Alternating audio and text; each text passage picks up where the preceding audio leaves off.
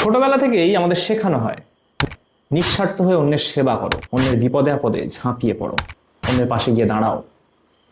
কিন্তু আমরা যত বড় হই আমরা বুঝতে শিখি যে বাস্তবে যারা ভালো মানুষ, যারা অন্যের বিপদে আপদে ঝাঁপিয়ে পড়ে, অন্যের কথা আগে ভাবে, নিজের পরোয়া না করে অন্যের সেবা করে, তারাই সব থেকে বেশি বঞ্চিত হয় আর ব্যবহৃত হয়। এটাই আমাদের সমাজের আসল রূপ। এই সমাজ চায় আপনি নিজেকে শেষ করে তাকে আরো বেশি এনরিচ করেন, তাকে আরো বেশি সমৃদ্ধ করেন। আমার এই ভিডিওটা শেষ পর্যন্ত দেখার পর আমি আপনাকে প্রমাণ করে দেব যে সমাজ এতদিন ধরে আপনাকে যা শিখিয়েছে তা বেশিরভাগই নিজের স্বার্থে শিখিয়েছে, আপনাকে এক্সপ্লয়েট করার জন্য শিখিয়েছে। একটু ভেবে দেখুন, যদি আপনি নিজের কথা না ভেবে অন্যের পাশে গিয়ে দাঁড়ান, অন্যের বিপদে আপদে ঝাঁপিয়ে পড়ে সাহায্য করেন নিজের পরোয়া না করে, তাহলে সমাজ আপনাকে কি বলে? সমাজ বলে, আহা হা কি দারুণ ছেলে, দেখেছো, এর মতো হওয়া উচিত। কিরকম ভাবে নিজের পরোয়া না করে অন্যকে সাহায্য করছে, অন্যের পাশে গিয়ে দাঁড়াচ্ছে। কিন্তু আপনি যদি ভাবেন যে এই প্রশংসার উদ্দেশ্যটা খুব সৎ, খুব নিঃস্বার্থ, তাহলে কিন্তু আপনি ভুল ভাবছেন। একজন জার্মান দার্শনিক ফ্রেডরিক নিৎসে কি বলছেন আমি একটু পড়ে শোনাবো। তিনি বলছেন, A person's virtues are called good with respect to their presumed effects, not on him, but on us and the society. The praise of virtues have always been far from selfless, far from unegoistic. এই সমাজ আপনার সেই গুণগুলোরই প্রশংসা করে যে গুণগুলো আপনার জন্য ক্ষতিকর কিন্তু সমাজের জন্য সুবিধাজনক। এই সমাজ আপনাকে একটা বলির পাঁঠা, একটা স্যাক্রিফিশিয়াল অ্যানিমেল বানিয়ে নিজের আখের গোছাতে চায়। আমাদের মা ঠাকুমাদের কথা ধরুন, তারা সারা জীবন এই সংসারের ঘানি টেনে যায় নিজের ঘাড়ে, শত লাঞ্ছনা, শত অপমান সহ্য করেও তারা মনে করে এটাই তাদের জীবনের একমাত্র কর্তব্য। তারা মনে করে এভাবেই পুণ্য অর্জন করা যায়, এভাবেই আদর্শ বউ হওয়া যায়, আদর্শ মা হওয়া যায়। কিন্তু যেই মুহূর্তে কেউ প্রশ্ন করবে যে এইরকম কাজ করতে গিয়ে যদি আমার ক্ষতি হয় তাহলে আমি কি করব, বা এই কাজগুলো করতে রিফিউজ করবে, এই সার্ভিসটা প্রোভাইড করতে রিফিউজ করবে, সঙ্গে সঙ্গে সমাজ তাদের দিকে আঙুল তুলে বলবে, এই দেখো কি আত্মকেন্দ্রিক, কি স্বার্থপর মানুষ, এই বলে তাকে দাগিয়ে দেওয়া হবে এবং তাকে অসম্মান করা হবে। চলুন এবার একটু সমাজের অন্ধকার জায়গাগুলোকে এক্সপ্লোর করি। এই রাজনৈতিক নেতা, ধর্মগুরু বা কোম্পানির মালিক, কর্পোরেটদের মালিক, তারা চায় যে অনুগামীরা তাদেরকে সারা জীবন সার্ভিস দিয়ে যাক, নিঃস্বার্থভাবে সার্ভিস দিয়ে যাক, শুধু তাদের কথা ভাবুক, তাদের ভালোর চিন্তা করুক, নিজের কথা না ভেবে। আপনাকে বোঝানো হয় বৃহত্তর স্বার্থের কথা, আপনাকে বোঝানো হয় তাদেরকে সার্ভিস দেওয়াটা কতটা মহৎ কাজ, আর আপনি কত বড় ভাগ্যবান যে তাদেরকে হেল্প করার সুযোগটা আপনি পেয়েছেন। আর আপনি যদি নিজের সবটুকু দিয়ে তাদেরকে হেল্প করেন তাহলে হয়তো আপনি অনেক অ্যাওয়ার্ড পাবেন, অনেক রেকগনিশন পাবেন, সবাই আপনাকে বাহবা দেবে, আপনার পিঠ চাপড়ে বলবে বাহ, অন্যদেরকে দেখাবে আপনাকে, আপনার মতো হতে বলবে অন্যদেরকে।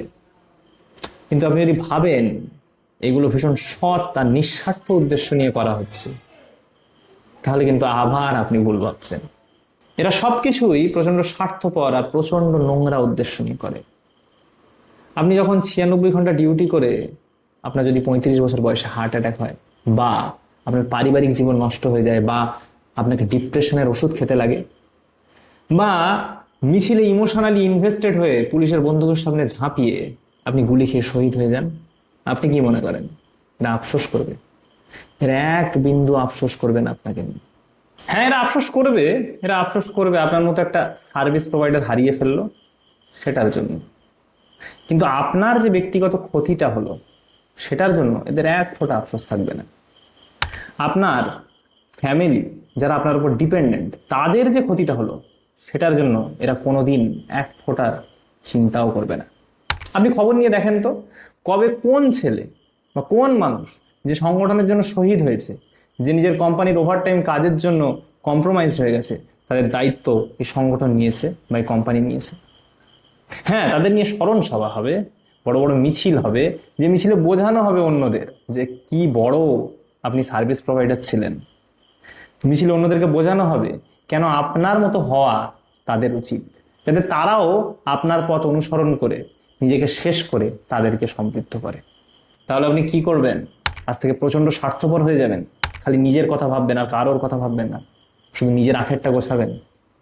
দেখুন, একটা কথা খুব ভালো করে বোঝা দরকার যে মানুষ কিন্তু একটা সোশ্যাল অ্যানিমেল। তাকে পাঁচজনকে নিয়ে চলতে হয়, এই পাঁচজনেরকে নিয়ে চলার মধ্যেই তার স্ট্রেংথ।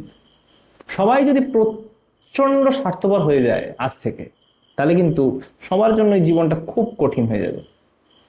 তাহলে কি করবেন আপনি? ফ্রেডরিক নিৎজে খুব সুন্দর একটা কনসেপ্ট ইন্ট্রোডিউস করেছেন এখানে। বলছেন নোবেল সেলফিশনেস। নোবেল সেলফিশনেস মানে যে সেলফিশনেসের মধ্যে দিয়ে আমরা নিজেদেরকে সমৃদ্ধ করতে পারবো। হ্যাঁ, আমি স্বার্থপর হব। কোথায় স্বার্থপর হব? স্বার্থপর হব প্রত্যেকদিন 1 ঘন্টা ব্যায়াম করার পিছনে।